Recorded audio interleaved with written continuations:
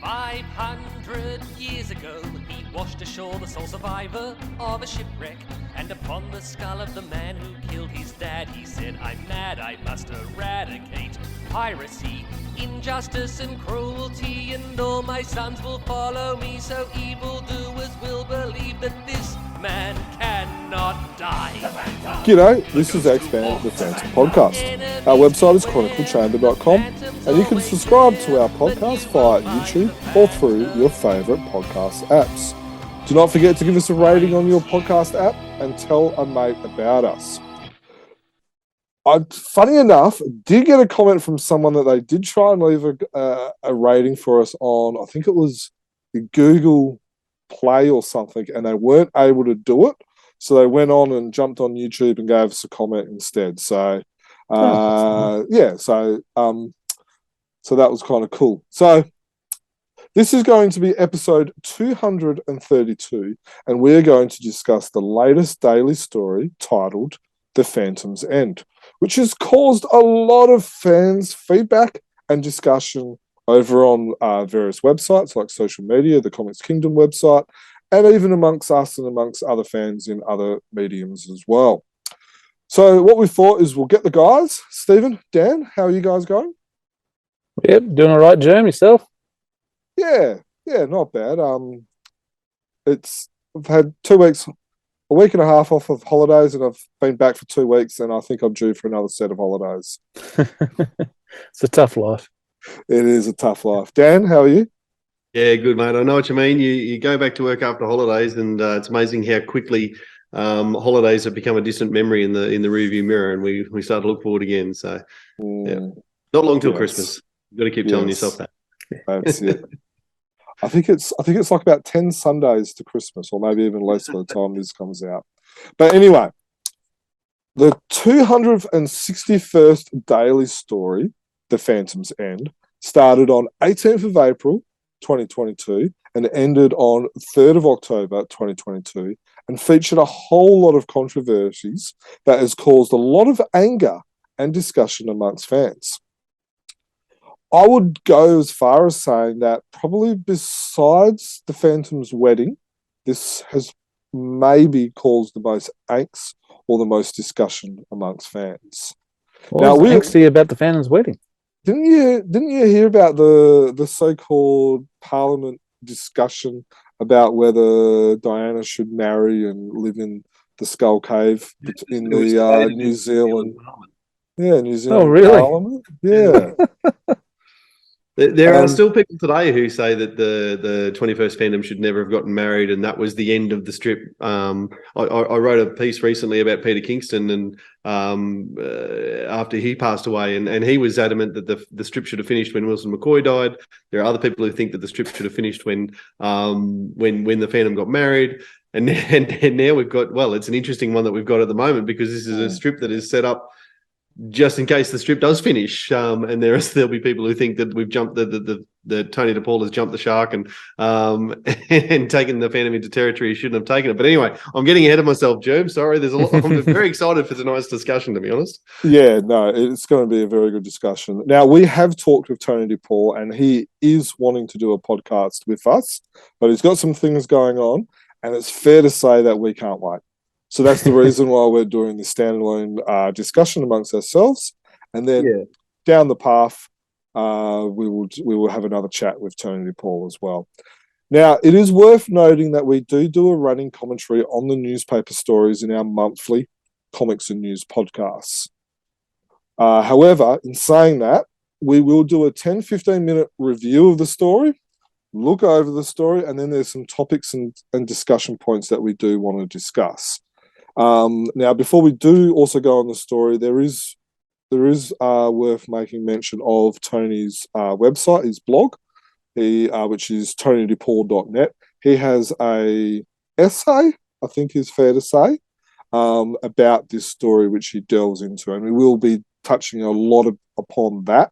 So that URL, tonydepaul.net, plus the actual link to the article, will be in our show notes on YouTube, on our website, on whether you're listening to us via iTunes, Spotify, etc., etc. It will be on there. So if you haven't read it, do yourself a favour and read it. Now, while we're discussing the story, we will be showing the panels cycling through as well. So, So if you can't, it might be one that might be worth watching on YouTube as well as listening to it. So, fair to say that Tony's blog, which I think is the longest one that he's ever written on his Nichols of the Man website, I'm sure I saw a reference to this being the longest blog post he's ever written. That's why I said essay. Yeah. It's fair to say that even if Tony was here, I think we'd hear a lot of what was in here. And once we'd read this post, there was no waiting for him to be available. I think we know what he's going to say anyway. And I'm looking forward to discussing what he's got in the post as much as I have about what the story holds. All right. So without further ado, let's get stuck into the story. So I'm going to flick through the story and then we can, so again, if you're on YouTube, you'll see it as we go. We're just going to talk about the story. We're only going to do this for 10, 15 minutes because, like I said, we have chatted about the story in the podcast and stuff like that. So basically what's happened is Kit Jr. is studying. He needs to rescue Savannah. Basically, Old Man Moz has told him, stop, don't do it. And then he says, why? And then Old Man Moz says, I'll tell you why. And then that's pretty much where we've kind of come in. Anything you want to add to for those who came in late? Yeah, it's a chapter, isn't it, in a bigger story, really. This particular. I know we're looking at one story. It's called Daily 237 or whatever you said it was, but really it's just one chapter in quite a long saga that we're seeing at the moment. Yeah. So the best way, we've seen this once before in the Death of Diana Palmer Walker saga, which was 5 parts. So there was the death, there was Phantom at Sea, Phantom in New York, Race to Gravelands or something, and then there was Bringing the Python to Justice. So, that was a 5-part story, and now we're getting a 5-part story of basically what the Phantom's end will look like. So, we've got here, so the first couple of days obviously are kind of catching everyone up to speed. For those of you not watching, the Phantom's just in his chronicle chamber. He's writing things down to let, putting down his thoughts about what he feels might be happening before he goes and meets Moz again. Yeah. So one thing I've noticed is I love all this talk about the chronicle chamber in this story, just purely because that holds a bit of a special place to us. And then, people searching, what's Chronicle Chamber? And it just happens to go on our website. Yeah, there was a bit of a discussion because in some earlier Lee Falk stories, I had Old Man Moz who did not know how to read and write. I think I remember talking to Tony about that, and he says, I think he said something quite simple. He can learn how to read and write, and it's kind of like, well, yeah, of course he can. Yeah. So the artwork's great. Yeah, the artwork. Stuff of the Skull Cave and all that. That's awesome. So he's kind of obviously he's going back into the chronicle. He's picking up the what do we call it? The book. Phantom sitting on the skull throne, minus the chain. That's for a future story. Yeah. The future story, which Tony's going to explore on what happened to the chain. And then he's basically going through, and now he's telling about the possible future. Now, it is fair to say that this is a what-if story. So it's what will happen if this happens. If the newspaper, if you go to and read Tony's blog, if the papers are cancelled and we don't hear any more Phantoms, this is what happened. I know. I think, and to follow your point, Stephen, I know we're jumping ahead, but this is how Tony DePaul sees the Phantom dying. Like he's written the end. There's not going to be. But it is worth saying it's not so much a what if; it's a wait until when. it is worth saying that it is worth mentioning that the fans, that Tony DePaul, this is the second time he's talked about how the Phantom's going to die. Diana and Babadam has, he's first time he's shown it, but he has shown it when Old Man Moz prophesied it as well. So, yeah, but I mean, again, jumping ahead, but he refers to that in the blog as a precursor and the time that Phantom has tempted fate or dodged fate in the past. He didn't dodge fate in this instance. But to be able to go, he's already changed the timeline by because if you change the timeline, eventually, it will merge further and further away from what we're reading now, won't it? Not the way Tony explains it in his blog. Yeah. All right, so we've got here. So we'll go back to the story. So it's a bit of a recap about when the place was destroyed, where Kit was studying. So it's kind of taken back to that. The Phantom was injured when he tried to rescue Savannah, and then Savannah basically knocked down a whole heap of what would you call it, moments, which has led to that place being bombed. Actually, in this little section where Phantom's showing Diana where Kit is and saying that I should have told you years ago. Well, now by the end of the thing, she's reading the Chronicle, so now she knows where he is. So the timeline's changed already. Exactly. Yep. And I think, for instance, also, I think in the next story, the Phantom takes Hero, where originally he didn't take. Takes Devil, but originally he didn't take Devil. Yeah, so things have changed already. Exactly. And then, like you said, Diana wasn't aware of what was happening, and stuff like that. So, you change it enough. It's the best way I can remember it is, remember the movie, the classic 80s movies, Back to the Future, where Doc Brown has that line and he says, this is the timeline. So that line is the timeline of what we're reading now.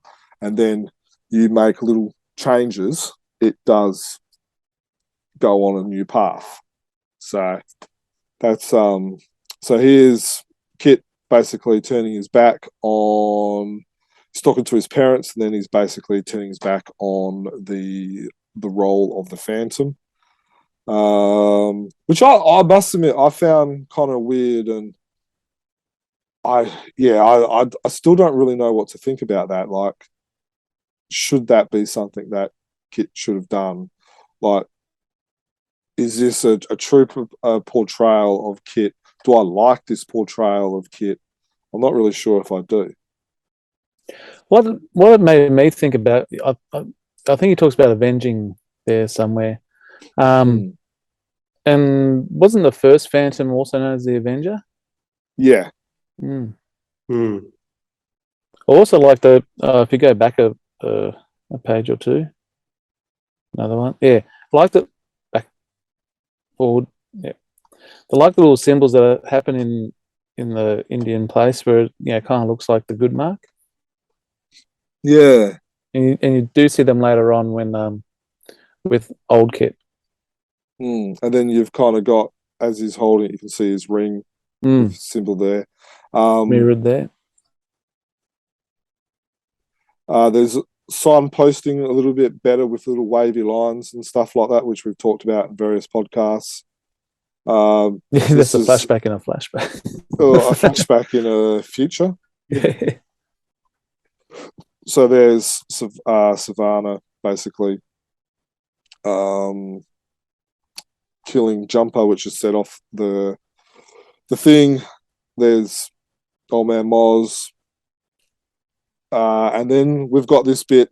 Now, this is the bit where Mike Manley was sick and he had some assistance, which was the 13th of June. And then you've got Savannah, who basically finds the Phantom after Diana, Kit, and Heloise have left him. And then they fall in love and they have twins, which is one of the it's probably been forgotten about, after we've seen some, elements like the Phantom's eyes and the Phantom dying, that the Phantom had 2 more children. So that's probably been forgotten about. So there you've got Savannah showing that she's pregnant. He walks in, and then basically you got Kit saying, and this is all a couple of years afterwards as well. So it's not like he moved on rather quickly. He moved on after a couple of years, which I have to say, and I'm not sure about you guys, I will get your guys' opinions on this, but I actually think it's something he has to do. Like, if Kit and Heloise aren't going to be the Phantom anymore, Diana's left him. He has to sire some more children to pass on the legacy of the Phantom. So, what are your guys' thoughts about that? Oh, I don't know that has to is correct. I understand where you're coming from in the sense that the oath says my children shall follow after me. Does that mean if the first one doesn't like it, you've got to keep producing kids until someone does? I don't know whether he has to or not. Certainly, I'd like to think that he's not just that cold-blooded about it, to be honest. Like, if the Phantom's going to have a second relationship after Diana, I would like to think it's someone he actually falls in love with and has a meaningful relationship, and it's a genuine family, not just I need kids so that someone's the next Phantom. But we don't know that it's not genuine.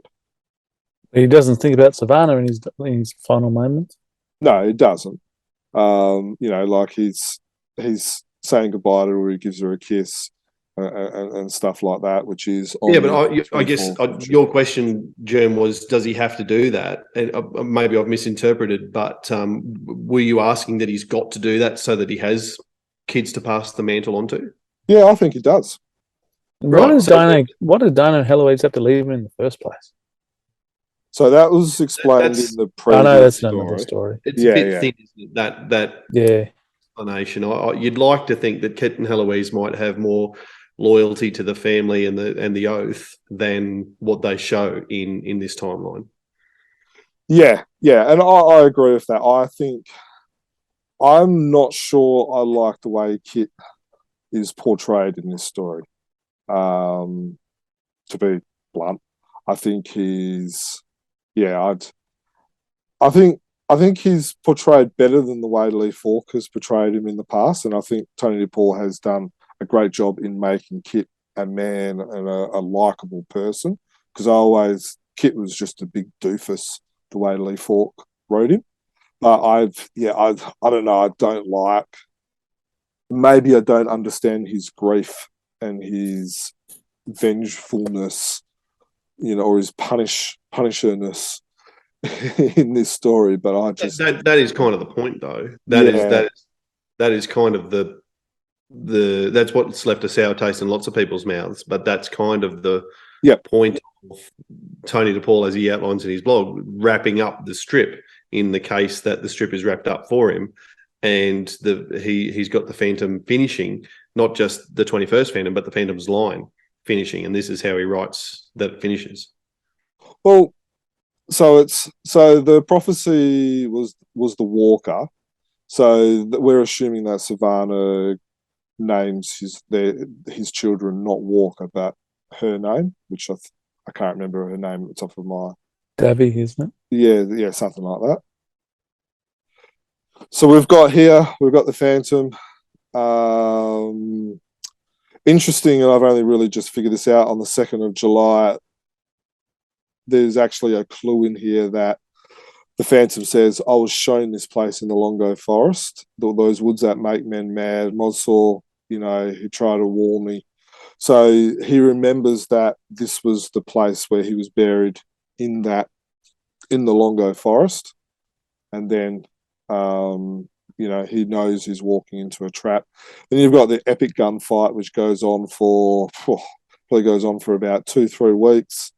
I think it's less that he remembers seeing the vision that he's walking through the trap, but if you reread what he's saying, it was the townspeople. The townspeople are all in for Kit, and so anyone who's coming to looking for Kit, he must be an assassin, and so we'll gladly show him the way into a trap. Yeah, but Yeah, okay. All right. So you've got the epic gunfight, where it looks like he actually does kill people, but I guess he's in a situation where he doesn't really have a choice. What are your guys' thoughts about the fact that he was killing people in this gunfight? Well, yeah, the 100 people versus one. He had to try and even the odds a bit. Yep. Yeah. It's not the first time that Tony DePaul has had the Phantom killing people in a gunfight like this. So you've got that. They're getting closer and closer, shooting him on all sides. Then we see Kit for the first time on the 15th of July, where Needless to say, basically he's looking strong. he is looking strong, but he basically looks like a mercenary. Mm. I think it's he's big, he's got the unkept hair, unkept beard, and so basically he's got there, and then we see. I feel like mercenary is the wrong word. Mercenary is a gun for hire who just gets paid and then joins a war on whoever's side pays him the most. This Kit still has got his morals in the sense that he's fighting for the people that he sees as the underdog. He's fighting for revenge. We talked about the Avenger and that sort of motive there before. So I think at heart, he's still got phantom values, but he's just not applying them in the way of taking up the oath. He's applying them in the way of, no, I need to stay here and fight for these people. In the same way that perhaps the first Phantom might have thought, right, I need to stay here and fight for the pygmies against the Wasaka. It's just a different sort of a context. Yeah, I said he looks like a mercenary. Sure. But no, I would agree with that. He does. I do like that reference to the first Phantom where you're talking about where he's in. Basically, there is that mirror between the locals and the band of village. So that's a very good point. And then we see is it Manju, or anyone Manju. got it? Manju? That's why I've been pronouncing it in my head. Yeah. Have I missed something? Is this the first time we've met her? The first time we meet her, She was there back in the cantina back ages ago. Yeah, so she was the daughter of the cantina. So yeah, and she came to him when he found that dead fella in the phone. Yeah, so here's a flashback. So the blonde boy said my granddaughter's smile had So no, the previous story is when we first met her, and then it was the granddaughter of this lady. And then when they were having the chat with Diana, which is further back, where are we? I'll bring that up because it's a good question. There. So there she is. So Manju, you're alive. So basically her grandparents have died, and then this is where I guess Kit swears his own oath, and she comes with him. And so her life changes as well. This is the first time we've met her. Sorry? So this story... No, the last story, when Savannah killed Jumper, that was the first time we saw Manju. Which we learn she's a sniper and a leader pretty much as well. Has grown with Kit in that regard. Yeah, exactly. So, she's, as formidable as what Kit is. And then you've got basically here she's lining her up. And then I think here you get it shot in the leg. And then basically, you've got the flash scene, and as you made mention, Dan, his flashbacks is not of Savannah, his second wife, but of me. Oh, was it?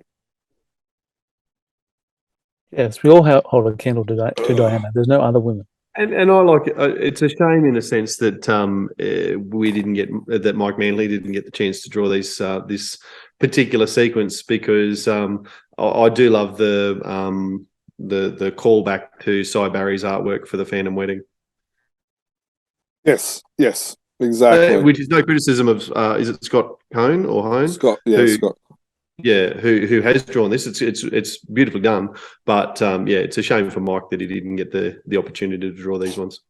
Well, Tony always gives artists the option to do things. So I'm sure if Mike Manley wants to do it, all he needs to do is ask Tony for another flashback scene, and Tony will write that in, because we know he does do that. The first crossover story, which with the Mandrake and the Phantom, with Terry Beattie, was actually a request of Terry's as well. So you've got your flashback of the wedding, of the birth, of the kids being raised, and then basically, Manju says something ironic, and then she kills him, and then she shoots him, inflicts a fatal blow. The fatal blow, which we see the glasses fall off, the bullet goes straight through, and then we see that replayed a few times, and then we have the epic, like there, you've still got the shade over the glass, over the eyes. You've got the epic slow montage that lasts a good week of basically a good drawn out dying. And as my wife would say, whenever we're watching TV or a movie, you can always tell an actor and how good they are on how well they die. And the Can't argue with that. The Phantom, is it fair to say that he dies well? Yes. Oh yeah. In this sequence. I'm not sure if it is an old jungle saying, but I feel like I've read it in Phantom Comics before. It's better to live on your feet than to die on your knees. It's better to die on your feet than to live on your knees. And he certainly does this. And then we see here, obviously, the eyes, which that's where he's gone. Yeah, for me, that was the picture of that he was dead. So Manley, Mike might have not done the wedding, but he did do the eyes drawn. Came back in time for this, yeah. So we've got the eyes. We've got, I guess, you could almost say the passing of the mantle is from Kit away from him now in this scene when the Phantom, and then he's got the struggle, and then he stands on his feet, as you made mention of Dan, and then... Now, just stop here on this one. It's someone I've never thought. 22nd of August we're on. Yep. So he's reminisced about who's finally got him, and it says not the Python, not the Nomad. It's someone I've never fought and never will. And I want to say, well, there we go. He's not going to die, because the newspaper strip is always going to survive. It's always going to go on. So he's never going to have this fight, and everything's just going to be nice, and we're still going to have the 21. He's never going to die. He's the man who cannot die. I think you might be grasping at straws there, Steve. I will grasp at anything. Very good optimism. Eternally optimistic. Yes. Now, damn you newspapers. When you first saw the eyes being shown, we're here, so we might as well ask the question. What was your opinion? What was your thoughts? Has it changed to now? I still want to look away. I don't want to die a horrible death. My first reaction, I can't say here, otherwise you have to put the explicit you have to put the explicit warning on there. Oh, we had to do that for Paul Mason last time, so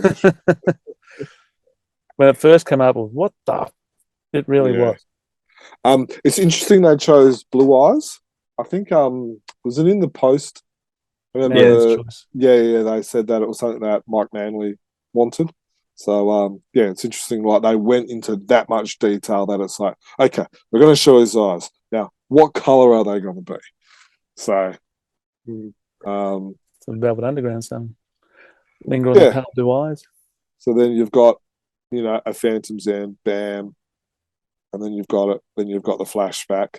Now, this, which is the 27th of August, which is basically Started the day before. stay the day before. Phantom's dead, and then you've got the black and white montage or whatever you want to do it, which is the 26th of.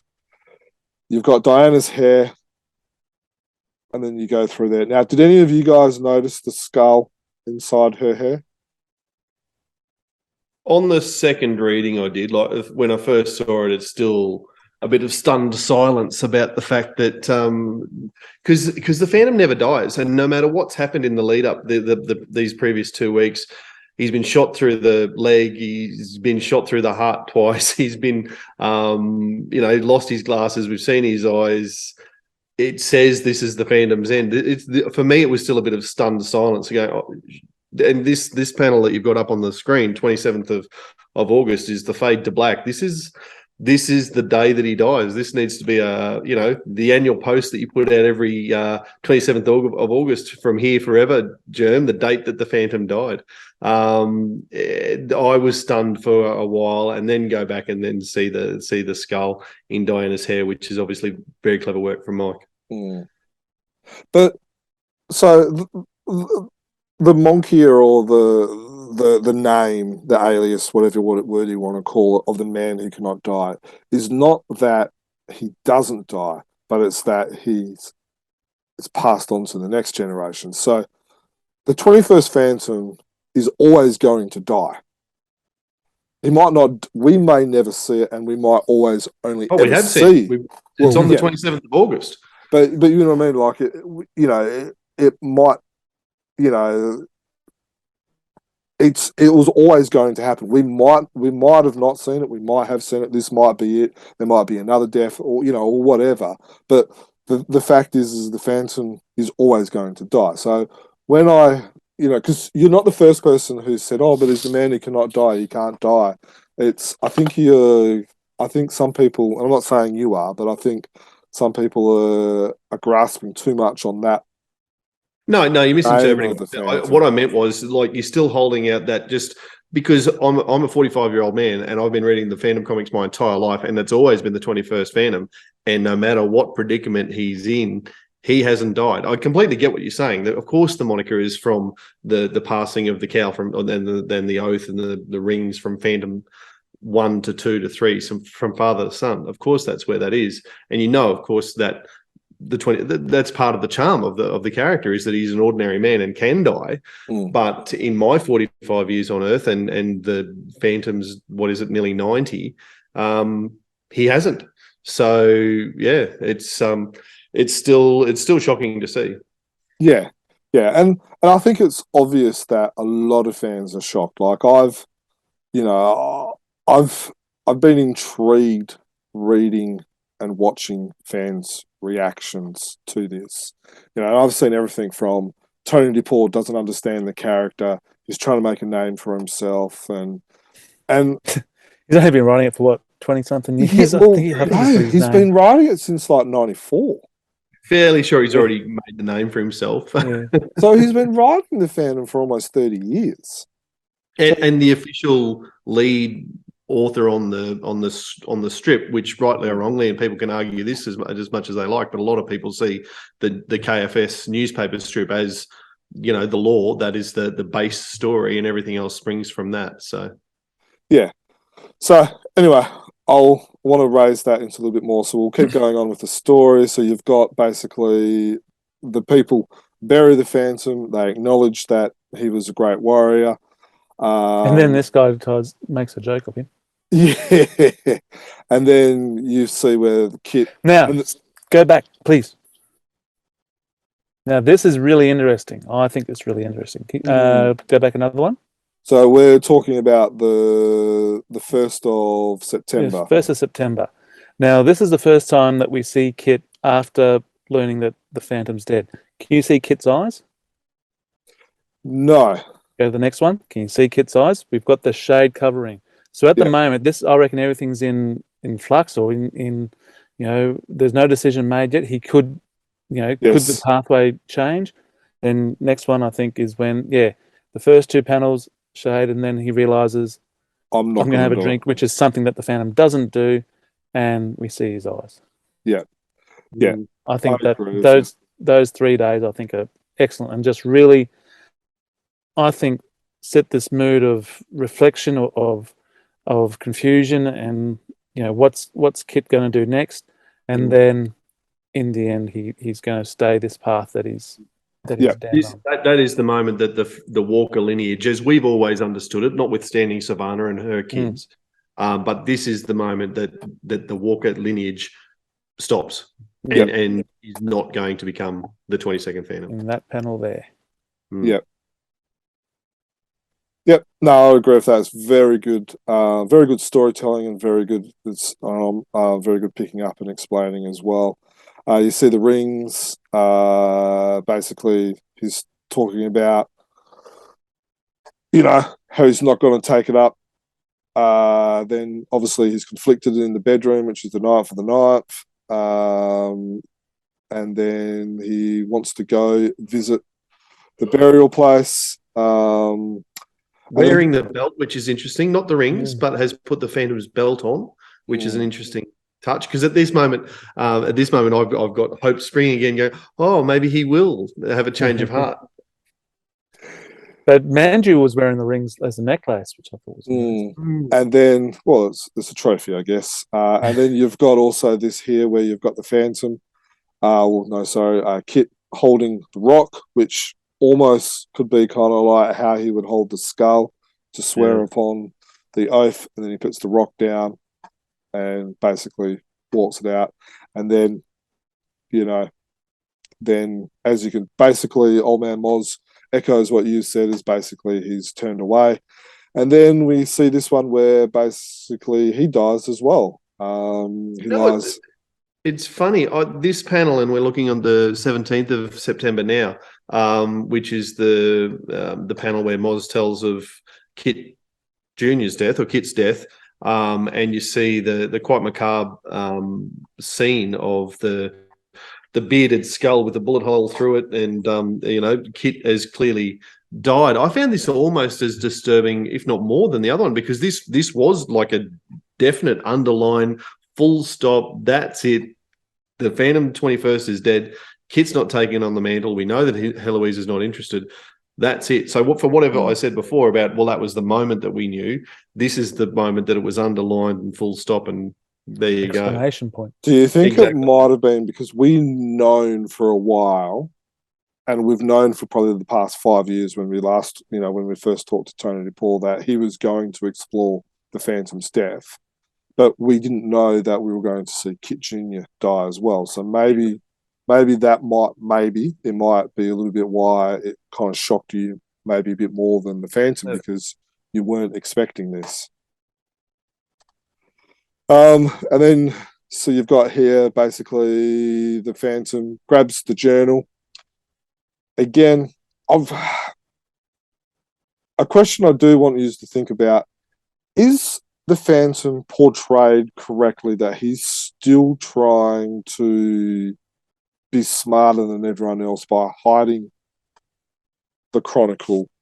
And I'm not quite sure if I'm happy or impressed with the way that the Phantom is portrayed, that he, I don't really know. I'm not sure about how I feel about the Phantom trying to hide the Chronicle, and I guess not be open and honest and stuff like that. So be interesting when you what your guys think about that. Oh, I've got no problem with it. I think that Phantom certainly will back himself at all times to dodge fate. We've seen it in the Curse of the Old Man Moz story, where he was due to be shot in the back, and then Babadun's arrow saved him when Diana changed fate on that occasion. We know that he thinks he can dodge fate and live forever. Of course he does. He's grown up, with that in, as his mantra. So, no, I don't think he's being sneaky or whatever you're trying to imply. It's just that he's, he's doing his best to make sure that future doesn't unfold.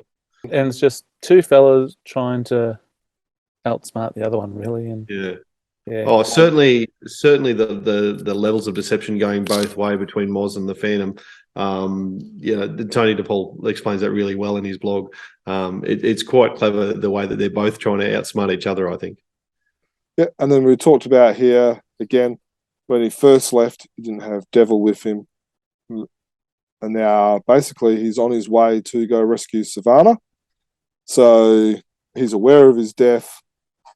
Devil's with him. Diana's going to be aware of it because old man Moz did the old switcheroo and gave her the chronicle. And and then I guess we are getting to the point where we're going to see what happens. So that's a bit of a wrap up of the story. I'll just finish the sharing. Now, again, a lot of the stuff we talk about, a lot of the stuff we've already talked about has been mentioned, talked about, explored, views of what Tony's thought on his website, which is tonydepaul.net. So that's TonyDepaul.net. We've just got a couple of questions that we've talked about, and then we're going to go through some of those and they'll kind of flow into other questions and stuff Tony's talked about, stuff that we wouldn't mind getting a little bit more clarity on or anything like that. So I think, first of all, I do want to talk about the long game. Like, we've done a couple of posts on this and we've talked about it in various podcasts, but Tony DePaul does play the long game in these games. Like a good couple of examples is Jumper, where he's talked about the reference of retiring on a warm beach, which was what was it? It was like 8 years ago or something like that, I think, from memory. And then it was mentioned a few times, and that's how Savannah knew who he was and tracked him down. And then you've got the flaming skeleton, which was first talked about in the Longo Forest, and then you've got the burial spot, which was from that as well. We're seeing the flaming skeleton the past week as we were recording this as well. So the long game is something that Tony's quite fond of. It's interesting, isn't it? Because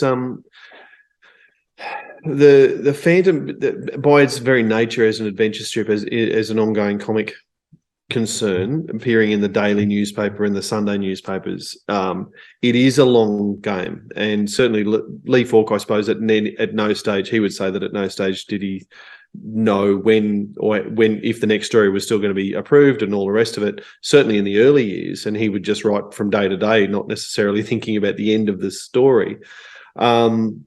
And certainly Lee Falk's stories are very standalone. He didn't have a lot of stories that were chapter based, like Tony DePaul has done, and you've mentioned that, Jermy's done it before.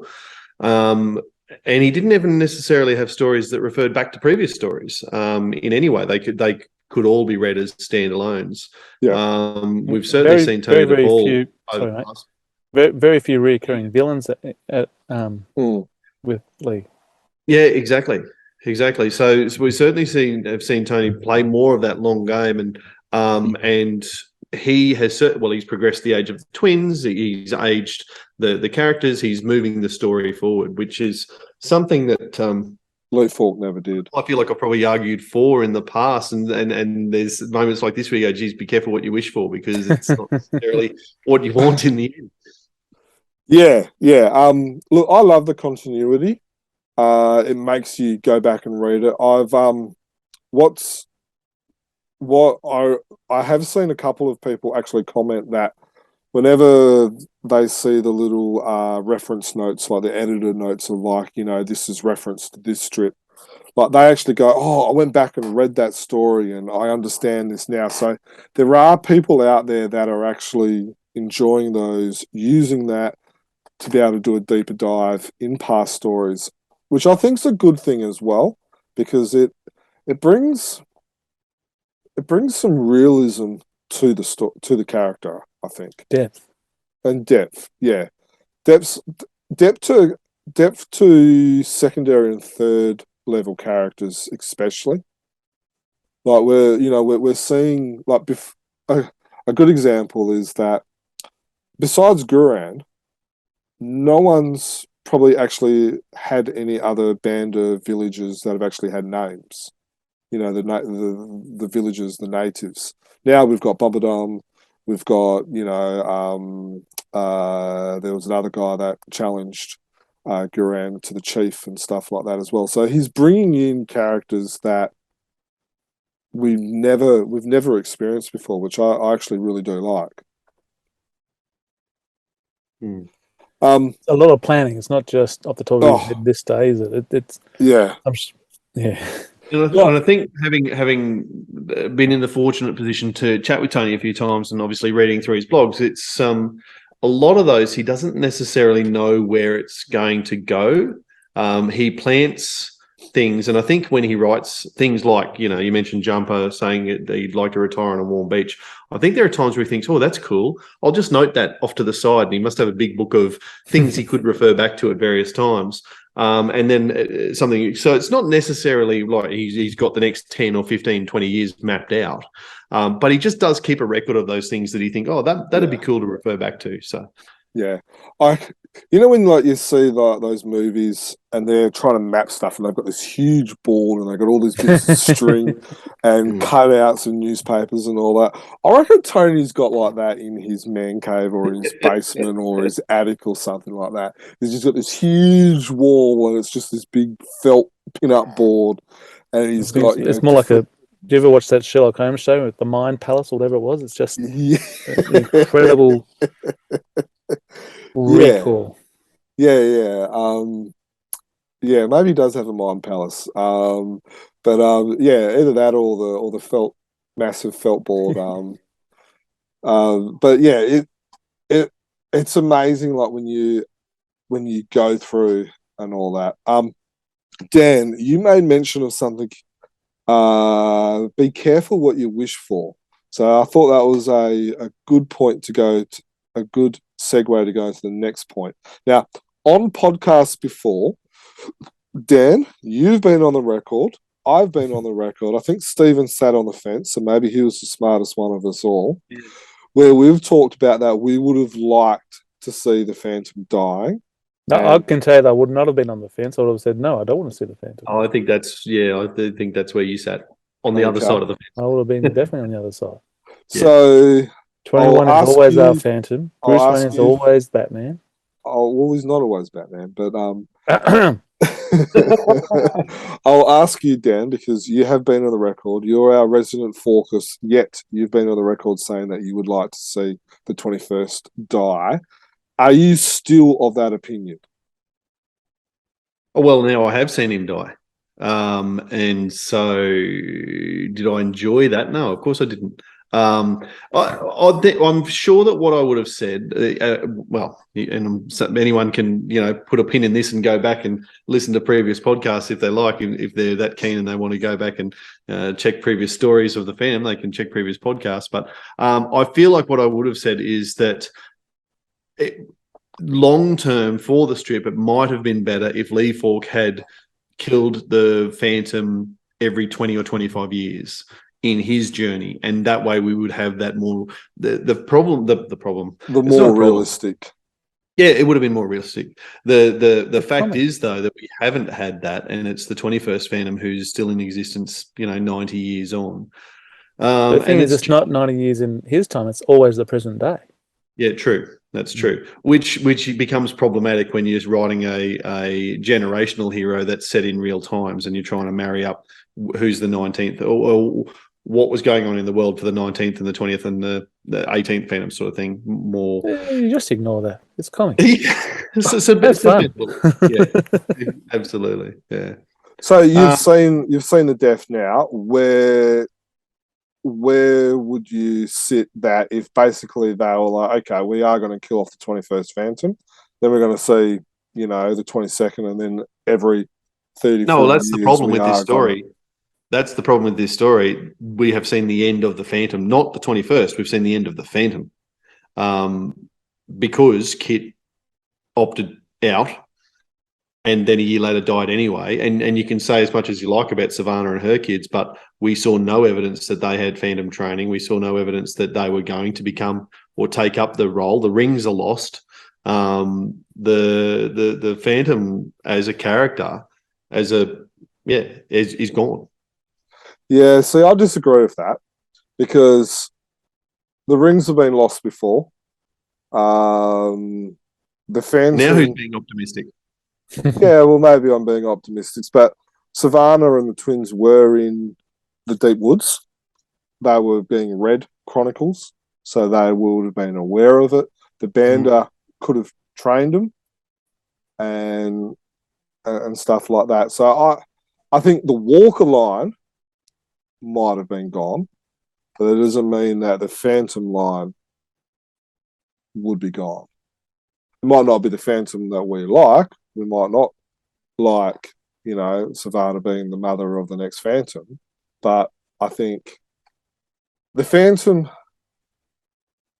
and maybe this is because I'm reading the Dynamite's series at the moment, and it's rubbing off on me on more of a negative way than I thought. But the Phantom is more than just a man. He is many men. There's, does that kind of like make sense where I'm kind of going? Yeah, and you're right. I mean, there is the crack there that this is how the Phantom as a character could survive, and another, whether it's Tony DePaul or another author at some point wants to pick up and go, right, well, I'll pick the Phantom up from that point where the twins were Savannah's children who have lost their father at the age of 3 or whatever it might be, and then are raised by the Bandar to be the Phantom. It's certainly there as an option, but it's, dare I say it, that won't be my Phantom. Not my Phantom, hashtag. But okay, so Stephen, anything you want to add before I ask another question? Sorry. Yeah, they're not legitimate Phantoms How can they not be legitimate Phantoms? because it's not Diana. What about all the other past Phantoms? They weren't mothered They're all by legitimate. Diana. Eh? They weren't mothered by Diana. Nah, but they Okay, weren't. all right. While we're talking about this, I got a question. So back in the day, children, there was a higher mortality rate, right? And that's the reason why people had lots of children, because half the time they don't make them. They don't make it. So, however, in what we've seen, and I'm just going to stick with Lee Falk here for this case of the argument, only one Phantom that we've seen in the Lee Falk story has had more than one brother or sister. Oh, so you've got the 9th Phantom, the 17th Phantom with his twin, and then Kit and Heloise. Was it poor management or poor foresight by all these other Phantoms not to have multiple children in case one of them didn't make it?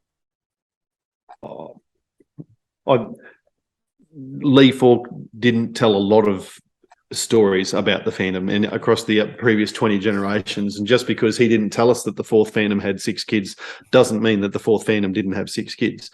So that's what we've seen. We've only seen 1-to-1-to-1, but most of Lee Falk's storytelling, when he did go back into historical times, was just presumably the oldest son, perhaps the oldest surviving son, who decided to take the oath. So, look, I think there's plenty of room for other authors to write that. Yeah, the 4th Phantom had 6 children, and it was the 5th one who was the only survivor who decided to become the 5th Phantom, so to speak, and that would fit with Lee Falk history. Yeah. Yeah, I don't see it. I agree. Just because we haven't been told of them doesn't mean that they didn't exist. So, okay, so we'll move on. Okay, so if the strip was to end, so obviously, and you've alluded to it already with what Tony DePaul has said, is maybe I'm paraphrasing incorrectly here, but basically he said, if the strip was to end, this is how it would be, or something along those lines. Do you remember exactly how he... There is a quote. Yeah. Or if you got the quote, you can say it. Oh, just the one line that's really stood out to me from Tony's blog. is that no matter what happens at Gravelines as the breakout unfolds, now the breakout is the next chapter that we're reading at the moment that's followed the end of the Phantom one, the Phantom's End. No matter what happens at Gravelines as the breakout unfolds, the Phantom's death in India remains out there waiting to happen by a chain of events other than the one Moz has seen.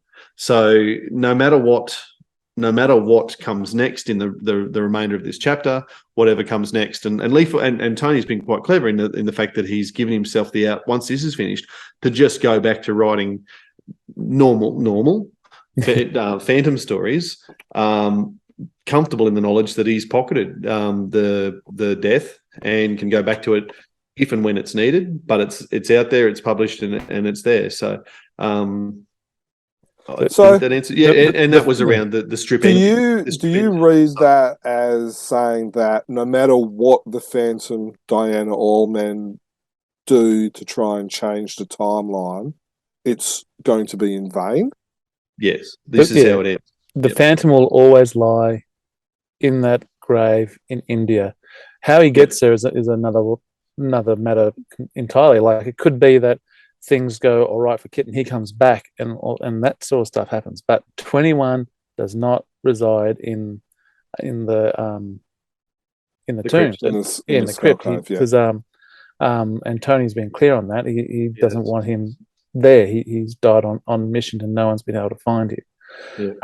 But we know where he is, but no one else knows. And that could be another adventure that they come across. But So you're saying where he's buried will always... That's where he is. Will always be, but how he is buried there could change. The events. So that's how you read that, right? Yeah, absolutely. And ironically, it fits in with Closer Matthews' 22nd Phantom Saga too, because that in that saga, he's just disappeared. No one knows where he is. That could quite easily be the time he went to India and got buried under this pile of rocks. Yeah. Yeah. Which is sad. I'd like to see him in the crypt. Of course I do. But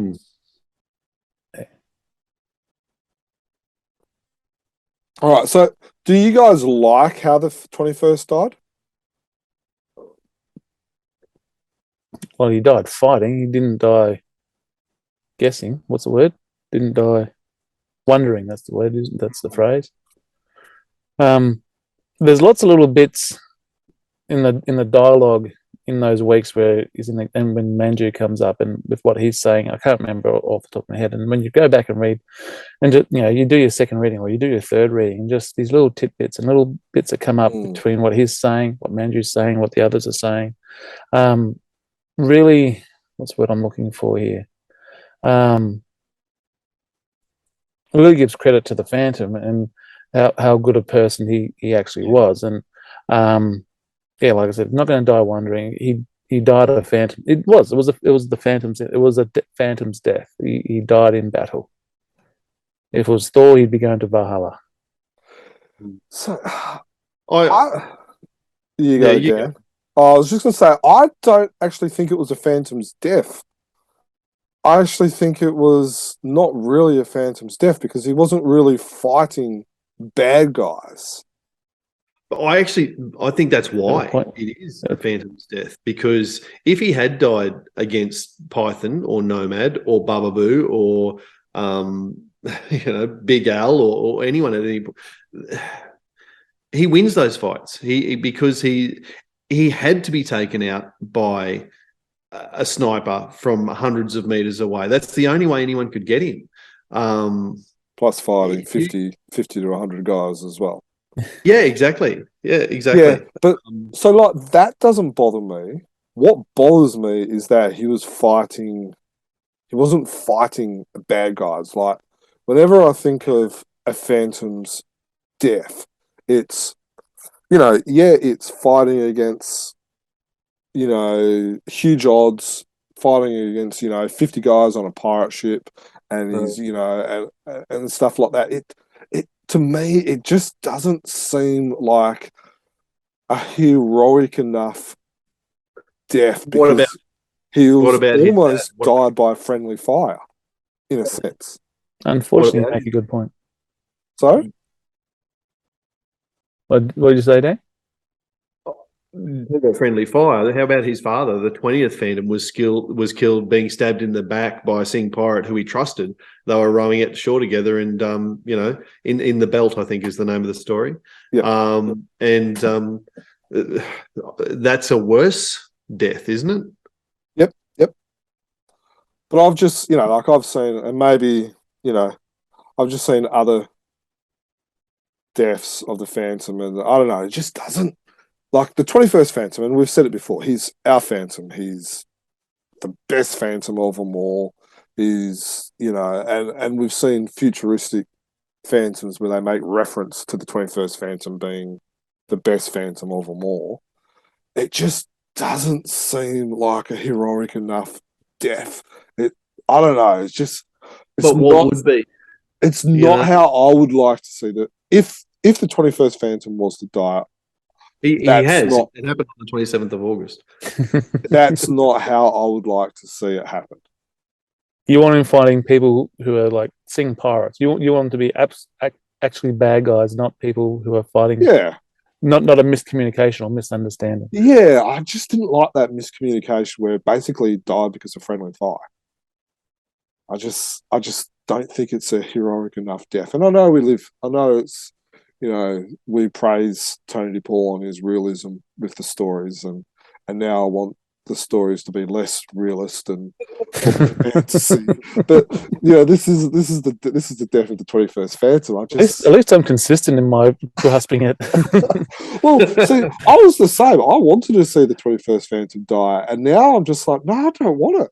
I don't want it. It's kind of like you've taken a toy out of its box, and now you just want to put the toy back in its box and it's plastic wrapping, and it's like it's too late. It's too late. I want to go back.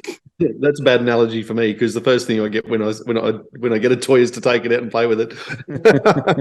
but that's what's been happened here, is we've been able to take it out and play with it. First thing you take it up and get the hairdryer. Yeah, exactly. But yeah, I don't know. Were you guys okay with how he died? Not really, but I don't know what would be satisfactory. I can't. I lack the creative juices to pull from my mind a better death for the Phantom. I don't, I don't want him to have died against the Nomad or the Python. He is better than Baba Boo. He defeats the Sing. He's stronger than the Sing. And I know that other Sing pirates have killed other Phantoms, but you're right. It's our Phantom. It's the 21st Phantom. It's the best of them all. What death is good enough? And I guess that's where I am. I'm okay. I'm never with the way that he's died here, in the sense, probably because it is a miscommunication, probably because it is someone who, as I said, from 100 meters away after he's fought off 100 other, not bad guys necessarily, but certainly people who are trying to kill him. Maybe that's the only way it does work. That's the only way anyone can take him down, is in that sense. I don't even know if I'm making sense, but it's... I don't think any of us have made sense all day, all podcast, but why stop there?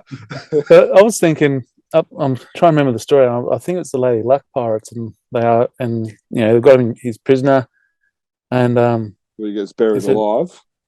Oh, I can't remember. But no, they asked him, how do you want to die? And he goes, of old age. Well, that's a good answer. Yeah. And then I'm thinking, and I'm getting a little bit meta. Well, we don't want him to die of old age, because that will mean that the world has passed him by, and think about newspapers and stuff that are dying out and that sort of stuff.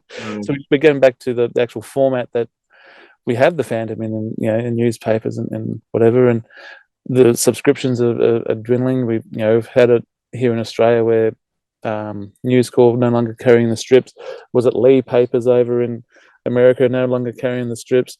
To actually read comic strips, you've got to go out of your way now to do it, rather than just being something that you've got fairly easy access to.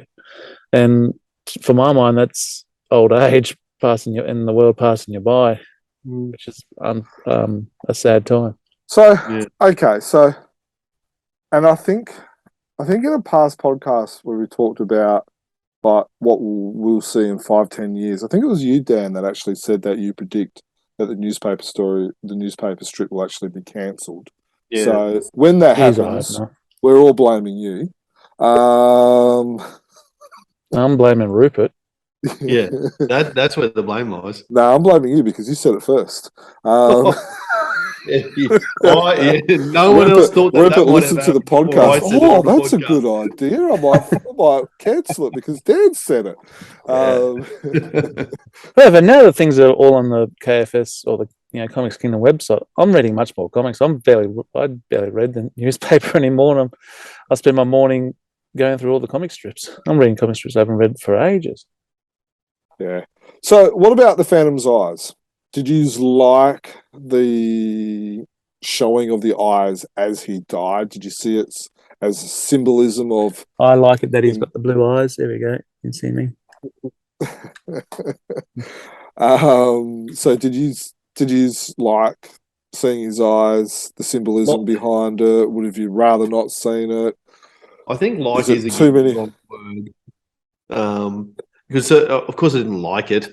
Do I understand it? Yeah, I appreciate the symbolism of, in the childhood of the Phantom, we saw the Phantom's eyes until, and we see that across any of the juniors as they take over the fathers. We see their eyes until the moment they swear the oath, and then we don't see them anymore, and that's the moment they become the Phantom. So I certainly understand and appreciate the symbolism of, we see his eyes again at death, and that kind of makes sense. He's no longer the Phantom, so yeah, maybe I do like it. So, in some stories, I actually went back and had a bit of a look through this. In some stories, you see his eyes are shaded, which we talked about with Kits, when the Phantom dies, or even when he becomes of age to be the Phantom, is when you stop seeing his eyes. So there's no real fixed law. Well, let's face it, because there's nothing like that out there anyway. But there's no fixed rule, I guess you could say, that you can't show Kit's eyes until a certain period of time. Me personally, I would like it that it is when he's of age to be the Phantom, is when we stop seeing his eyes. No, so, I disagree. It's when he's the Phantom, that's when you stop seeing his eyes. So when he's swearing the oath, or when when he dies. Yeah, I'm with Steve on that. I think that when the previous Phantom dies, that's sort of the moment as he swears the oath, as his father dies, as he needs to assume the mantle. Yep. All right. Cool. So, Stephen, thoughts on the Phantom's eyes, apart from the fact that you like the fact that Mike Manley used your eyes as inspiration for I agree with Dan. Like, of course, you don't want to see his eyes. The shock factor, though, was great. But yeah, appreciate what it means for the storytelling. Yeah. Okay. So you talked about shock factor there. A lot of fans have been there's been a lot of fans, and like I remember one commenter, I think it was Ivan from Country South Australia, I believe. He talked about that he has not read the daily stories for years, but then when he's seen everyone talking about it, he said, I've jumped on the website and I've read like the last 2-3 years, and and then there's been other people that have read more. Now, do we need a shock to be able to get upset fans, fans that can understand it, but fans talking about the Phantom? Is that a good thing, or is it just kind of like something that, like a last resort of, we need a shock for people to actually talk about the Phantom? Like, it does. I'm not sure if that makes sense, but I get where you're going. Yeah, you go, Steve.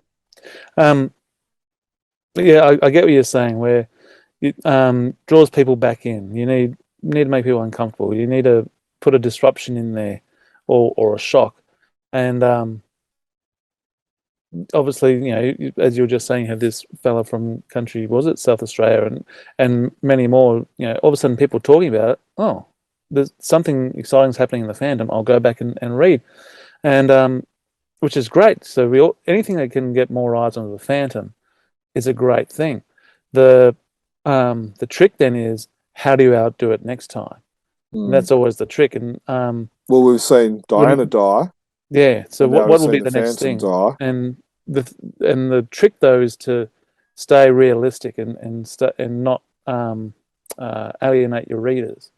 So you do something that's just so completely fantastical that has Tony and Mike alienated the readers? I don't think so. I think they've stayed within their boundaries, and by killing the Phantom. If you do read it, you realise this is only it could be they haven't killed the Phantom.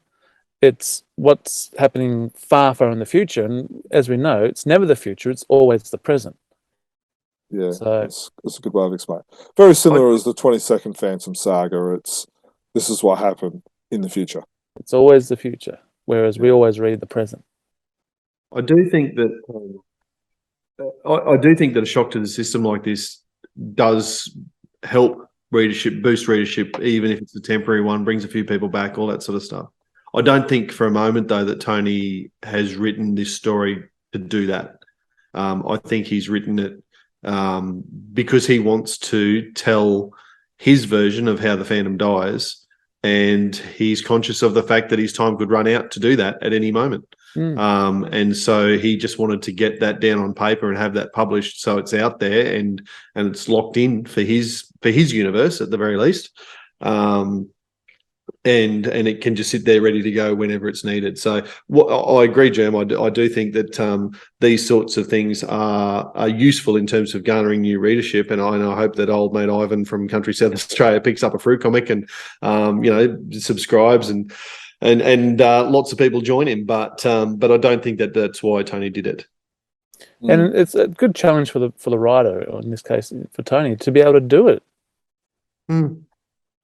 Yeah. Okay, so let's just say King Features come to Tony and say, okay, 31st of December, 2023, we are cancelling the Phantom.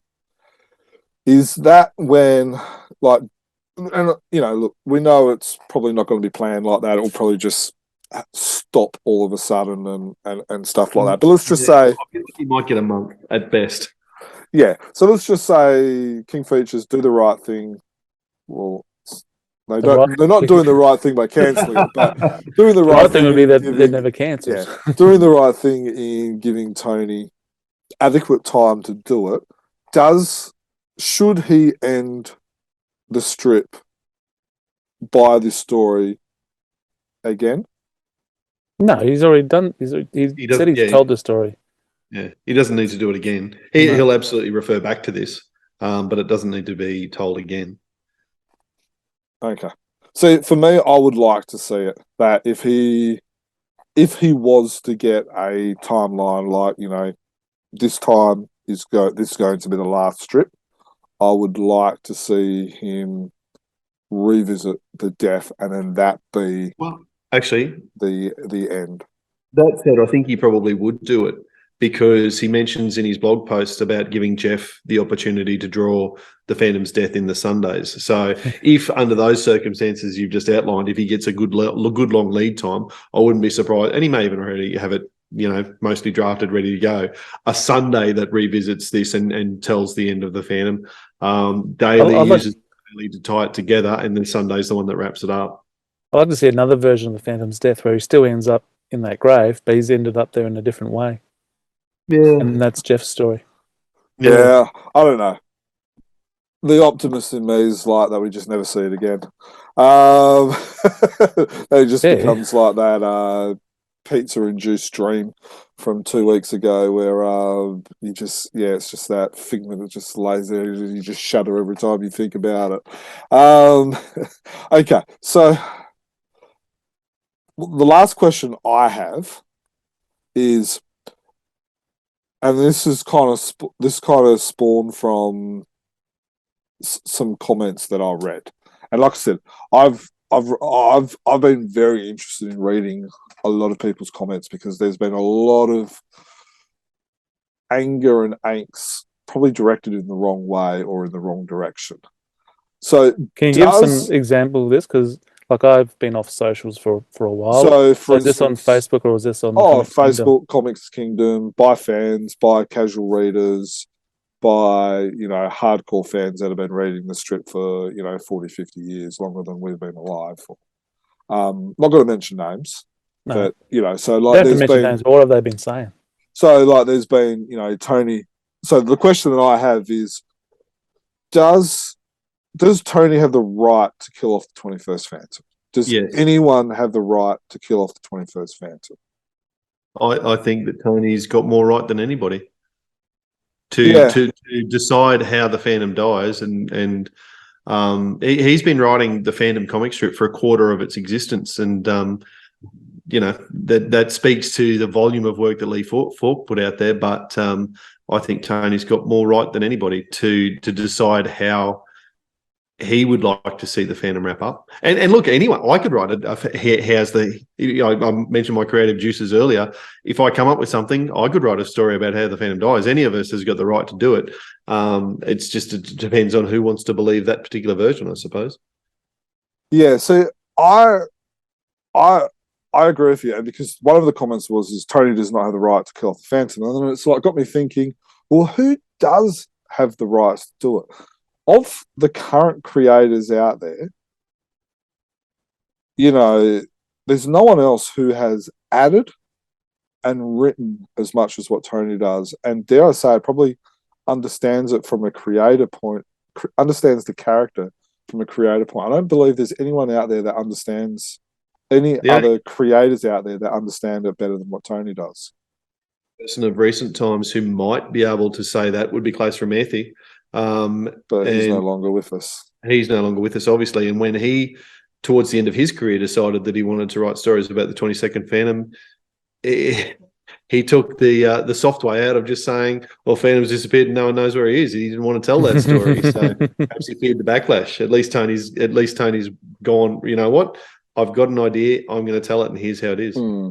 So, yeah. So I kind of, that was like that's where that question actually came from. Sorry? It took Spaldings to write that story. Yes, it did. for the international readers outside of Australia, Spaldings make tennis balls. Basketballs too, if you got big ones. Very good. All right. Do you guys have any other questions or comments that you want to raise or talk about? Maybe something that Tony's talked about in one of his blogs that you want to raise. I'm just interested to see how the next story is going to go and subtle differences, because now he's got to be careful, because he's been telling this story now for a good couple of years. Are people getting a little bit tired now of the story? And now we're going to see the real breakout. How long is that going to go for? What are going to be the subtle changes that change so he doesn't end up in Graveline? So I'm hoping that, as much as I've enjoyed it, I hope it doesn't go too much longer. I hope this next story doesn't outstay its welcome, which I'm sure it won't, because Tony knows. It's a good point. It's a good point. On the back of that, would you like to see Frew do a trade paperback with this saga, similar as like what Regal did with the Death of Diana? Whether it's a trade paperback or whether it's a whole annual just dedicated to this huge saga, or whatever it is, they need to collect this story. I probably wouldn't do it as a trade paperback. I'd like to see them do it as part of the regular series, whether it's a Christmas or whatever. But Rack and Ruin is the name of we talked about this being in chapters. Tony refers to this as being the Rack and Ruin saga. It definitely needs to be collected as a whole book, whatever that looks like, and in the regular through issues. So Jim Shepard, back when he was still with us with the Death of Diana Palmer saga, he printed the first part, and then he didn't print the other 4 parts, and then he reprinted all 5 parts, including the story that he had already published 2-3 years before as the Death of Diana. It was about 100 and I don't know, 50 pages or whatever. So should Frew print the stories individually and then collect them, or do they need to hang on to all of the stories and then when that part is finished, then publish it as a whole? Have they published any of these yet? No. I actually Not don't that think far they behind. have. My guess would be that they have not, because the Frew is a fair way behind the newspaper stories. So the last one was the 256 daily story, I believe. Then comes Town Ellaby. I'm just having a look. I'm going on through Frew's website. Christmas specials are when they've been publishing the newspaper strips. The most recent one, issue 1908, has got the Lolongo Forest, which is where we saw the skeleton and the prophecy that he would land in that or get buried in that valley. So I guess that might be considered a prequel to the Rack and Ruin saga. I'm not sure. Yeah, but they haven't published it. You know, the Longo Forest is that was published in 2020, which was Daily Story 254. So, you know, Rack and Ruins of Gravelines, we would say that's the first part. Is that what we would say? Yeah. So that hasn't So 1, 2, 3, 4. So the breakout's the fifth part. Is the fifth part is going by that. So should Frew, so in a sense we can almost say that we might get one, maybe two more parts. So should Frew then print them all out as a 100-page or 150-page story or part of the annual or something like well, that? if they haven't published them, then yes. Might as well. And that will give them a chance to kind of catch up as well. And put the Longo Forest in there as a prequel. Yeah. It depends, I guess, if what's at the breakout, the new one, if it's the last chapter and if it wraps up in a timely fashion, then they might be able to do that. It doesn't really bother me one way or the other, to be honest. I hear I think I know what you're angling for, Jim. You'd like to see the story published in individual Frew comics and then collected as a trade paperback, so you've got a nice, cool book to have that story in. And I wouldn't hate that at all. I think that'd be a great way to do it as well. I don't think you can really lose either way if you do that. All I would say is if you are going to, as we've said many times before, with any of the chapter stories that we see, publish those regularly so that, or hold off them so that you get it in issue, whatever, 2000, 2001, 2002, 2003. So that they come out quick fire rather than spread out. I would like to see either in a trade paperback or in a 100-page or 200-page or the annual. So like in one issue, not over 4 or 5, one issue. Okay. Read it, enjoy it. Put, like, for instance, Tony DePauw's article, put that in there as well. So then that way, as people have read it, they can read the article and get a full in depth of it. Enjoy it as a saga. Well, if Frew do decide to do that, I will claim that one. I know that you're trying to blame me for the cancellation of the newspaper strip, but if because I said it in a podcast one time, if Dudley does decide to publish the Tony DePauw's post with the annual collection of them or whatever, I'll claim that because I have already suggested that to Dudley.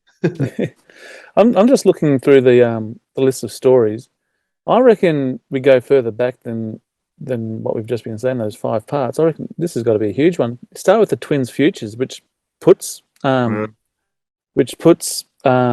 over in the Himalayas. Then you've got Farewell to the Deep Woods, that's where they travel. Then we start with the Curse of Old Man Moz.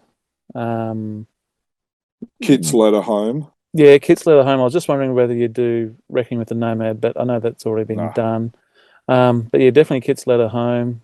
Heloise Comes Home, yes or no? But yeah, because you got a few of these stories which do kind of play into it, I guess, because what's Heloise's friend's name?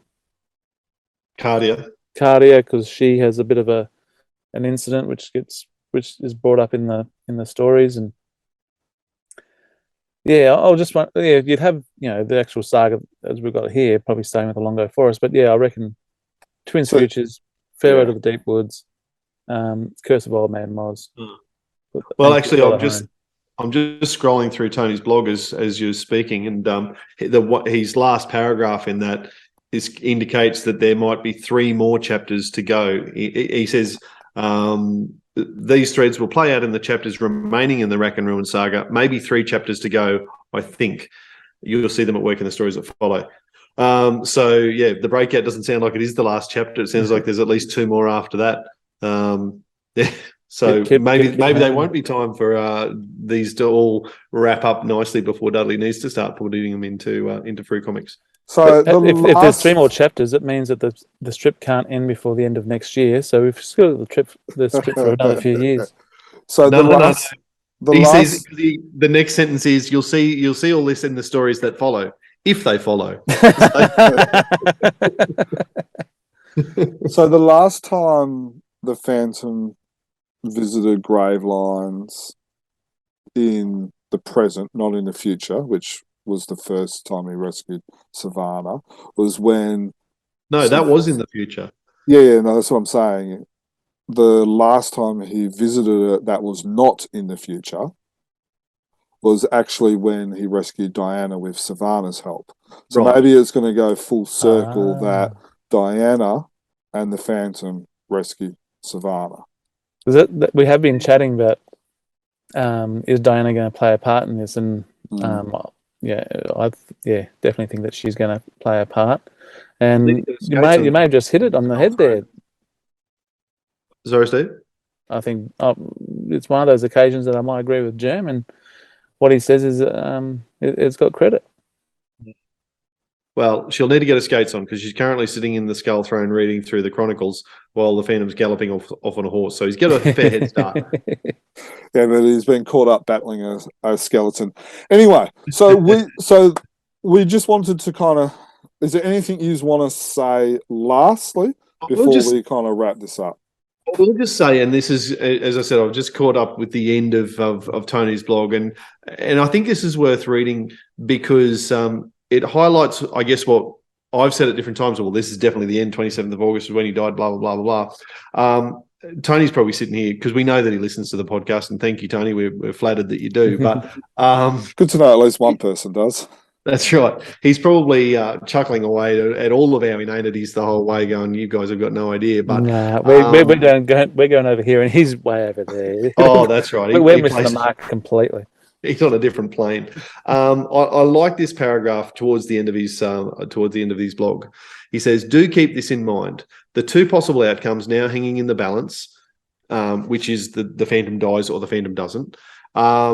You should be delighted if the strip continues, dismayed if it doesn't. They're only possible because Moz sees unerringly and because what he sees unerringly is not necessarily inevitable. Anyone who can't hold that paradox in mind is going to be vexed and hopelessly lost on this timeline hopping Mike and I have been up to. So you've got to be able to hold in your mind that the Phantom dies and the Phantom does not die. That the strip ends, but the strip does not end. It's like Schrodinger's cats in some way. They're both dead and alive. Schrodinger's dead Phantom. Yeah, very good. Stephen, anything you want to add? No, it's been great having a chat about this story that's had us all at the forefront of our discussions for a long time now. I think I'm probably more confused than on what I was at the start of this chat. So I don't know about you listeners, but I don't know what's going on. I think, Tony's having fun. Let's have fun reading it as well. Like we said, it's a comic. Enjoy it is a comic. It is a comic. Enjoy it. Like we've said several times, read Tony DePaul's blog. And even when you read that, you'll probably still be confused because the 3 of us have got different thoughts and opinions even after reading. Very meta. Yes. So, look, I hope you enjoyed that. I hope you had something to think about. We will continue to be reviewing the daily and the Sunday stories in our Comics and News podcast, which come out every 4 to 5 to 6 weeks. We do try and do them every month, but sometimes life gets in the way. If you have any ideas for any other creators you would like to see interviewed or re-interviewed, please contact us. We are working on some good podcasts. We are hoping to have Tony DePaul on the podcast to talk about this. It might not be for a couple of months, and by then we'll probably have more stuff to talk about with the breakout. So that's one of the reasons why we wanted to talk about this. We might end up just doing this at the end of each part and kind of go from there. You can find us on our website, which is chroniclechamber.com. Our email address is chroniclechamber@gmail.com. Please email us if you've got any ideas or things or feedback or anything you want to discuss. If you go to our website, you can sign up. You can be notified of new articles, or you can sign and follow us on social media, and then you'll be able to keep track of us there. We're on Facebook, Instagram, and Twitter. Patreon. A huge shout out to all the Patreon supporters. You basically help us to be able to keep the lights on with the website, be able to pay all the bills and stuff like that as well. Patreon users, by the time this comes out, hopefully I'll have your Christmas present, and you should get your Christmas presents before Christmas. What I would suggest is, if you are a Patreon user, go into your Patreon account and make sure your address is up to date. I have about 4 or 5 returned envelopes from our last giveaway, so I'll be in touch with those Patreons, but please go in there, try and make sure that your address is all up to date as well. Dan will also be doing a Patreon library update before the end of the year or over the Christmas New Year's break as well. You can subscribe to us on our YouTube or through your favourite podcast apps, which includes iTunes and Spotify. Thank you for listening. Hope you enjoyed it. Hope you've stuck with us. Give us a rating from myself. Thank you guys. Thank you fans, and happy fans. Happy fanning. The Phantom, the ghost who walks. The Phantom, enemies beware. The Phantom's always there, but you won't find the Phantom. He finds